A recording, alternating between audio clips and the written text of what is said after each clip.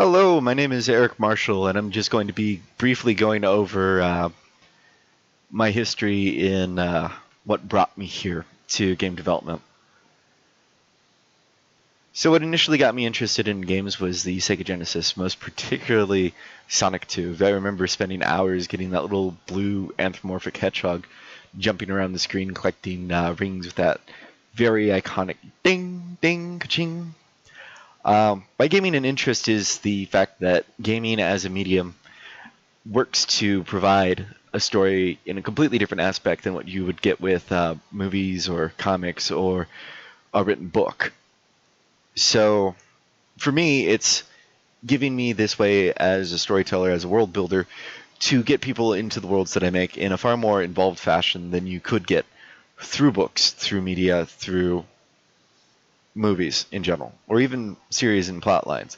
And I feel that it gets people more emotionally invested in what I've worked into, and there's a lot more that I can do with the game than I could with writing. So when I started with the Sega Genesis, this is like the early heydays where in which gaming was making the transition from being the arcade cabinet to being the console that you have at home. And well, before then, there had still been computer programs and computer games. When stuff started to transition to the gaming console, that's when you started to have the dedicated systems for people to play these games on.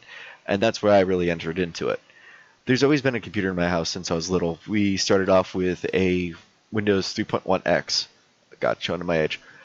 Uh, system that you could do a little bit of gaming on, but the big point of the 3.1X and how old the computer was, this was back when you still needed a additional card for your computer in order to actually have a hard drive in it.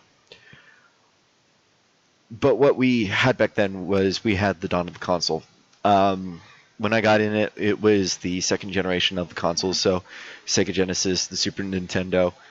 This was when the home entertainment systems were still a fairly new thing. Where I want to go from here. So I've come to school in order to be able to make games myself. Where I want to go from here is I want to make games, make stories that I've already dreamed up into an interactive environment and share the worlds that I've built with other people in a way that's far more immersive than you would get from a book, that you would get from a movie, because I've enjoyed so much of it. It's a hobby that became an obsession that is now going to be a career. One of the things that I do definitely keep in mind is that indie development or game development is not something that you just turn around and you're suddenly great at. It's an art, it's a passion, but it takes years of dedication and work. And I'm definitely willing to put down those years of work and dedication in order to be successful in this. So I started off as a programmer. What I did as a programmer was I was a database engineer for quite a long time, about 7 years. And I'm definitely good at it. It's just that I'm not finding the kind of fulfillment I want with it. It's one thing to be successful at something that pays you well, and it's quite another to actually enjoy what you're doing.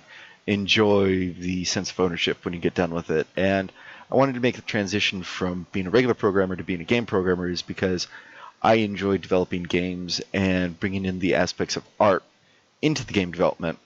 And that's just not something I was getting with being a database developer.